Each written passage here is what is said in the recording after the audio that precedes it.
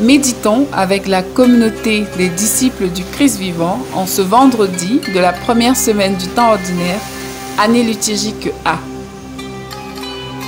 Évangile de Jésus-Christ selon saint Marc, au chapitre 2, les versets 1 à 12. Quelques jours après la guérison d'un lépreux, Jésus revint à Capharnaüm, et l'on apprit qu'il était à la maison. Tant de monde s'y rassembla qu'il n'y avait plus de place, pas même devant la porte, et il leur annonçait la parole. Arrivent des gens qui lui amènent un paralysé, porté par 4 hommes. Comme ils ne peuvent l'approcher à cause de la foule, ils découvrent le toit au-dessus de lui, ils font une ouverture et descendent le brancard sur lequel était couché le paralysé. Voyant leur foi, Jésus dit au paralysé: « Mon enfant, tes péchés sont pardonnés. » Or, il y avait quelques scribes assis là qui raisonnaient en eux-mêmes. « Pourquoi celui-là parle-t-il ainsi? Il blasphème. Qui donc peut pardonner les péchés, sinon Dieu seul ?» Percevant aussitôt dans son esprit les raisonnements qu'il se faisait, Jésus leur dit: « Pourquoi tenez-vous de tels raisonnements? Qu'est-ce qui est le plus facile? Dire à ce paralysé: tes péchés sont pardonnés, ou bien lui dire: lève-toi, prends ton brancard et marche. Eh bien, pour que vous sachiez que le Fils de l'homme a autorité pour pardonner les péchés sur la terre, Jésus s'adressa au paralysé. Je te le dis, lève-toi, prends ton brancard et rentre dans ta maison. Il se leva, prit aussitôt son brancard et sortit devant tout le monde. Tous étaient frappés de stupeur et rendaient gloire à Dieu en disant: nous n'avons jamais rien vu de pareil. Acclamons la parole de Dieu.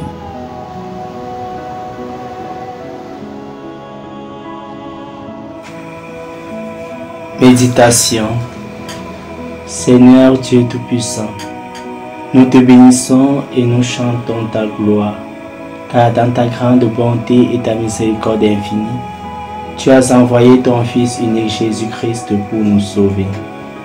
Il partage désormais notre vie, et puisqu'il ne permettrait pas que la mort domine sur nous, il nous rejoint sans cesse dans toutes les situations que nous traversons, pour nous libérer de tous nos entraves et de tout ce qui paralyse notre vie, nous empêchant ainsi de vivre dans la joie et le bonheur des enfants de Dieu.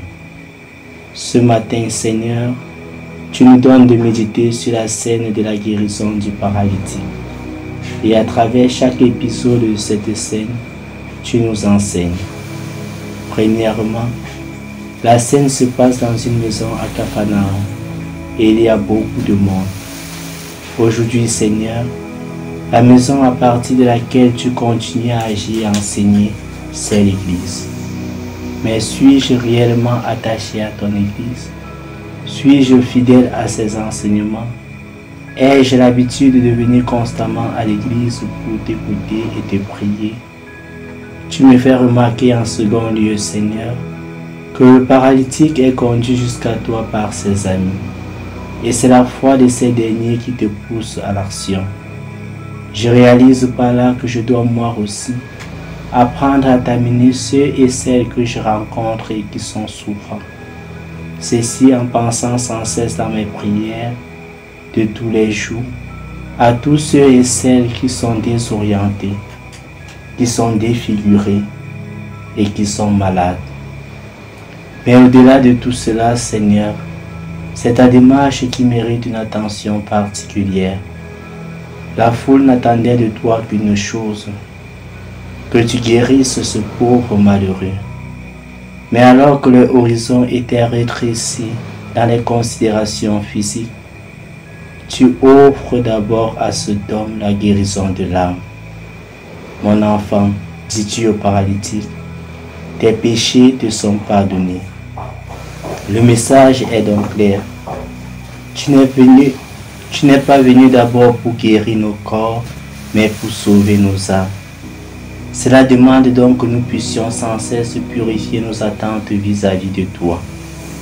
Nos prières sont-elles donc orientées vers des demandes personnelles de notre vie quotidienne ou plutôt vers le salut de notre âme? Bien sûr, Seigneur, tu n'es pas indifférent à nos souffrances sur la terre. La preuve en est, tu guéris ce paralytique. Mais il faut bien que nous puissions avoir conscience de la hiérarchie des valeurs. Tu es venu sauver nos âmes, et c'est avant tout notre vie spirituelle qui t'intéresse. Malheureusement, aujourd'hui encore, on voit les gens courir après les miracles, après les guérisons spectaculaires, mais on ne les voit pas courir aussi ardemment vers la plus grande des guérisons, qui est celle de l'âme dans le sacrement de confession. Il y a donc une urgente nécessité d'une rencontre sincère et personnelle avec toi. Prions. Seigneur Jésus, tant de choses paralysent ma vie et m'empêchent de me lever et d'avancer vers toi. Je te les offre ce matin. Je t'offre particulièrement la paralysie du péché qui empêche ma croissance spirituelle. Accorde-moi ton pardon et ta grâce. Intercession. Prions pour tous les chrétiens, que par leurs prières et leurs actions, ils puissent sans cesse venir en aide à ceux qui souffrent à travers le monde, afin de leur permettre de faire l'expérience de Dieu. Exercice spirituel. Présenter au cours de ces journées ses péchés au Christ dans le sacrement de confession, ou programmer se confesser avant vendredi prochain.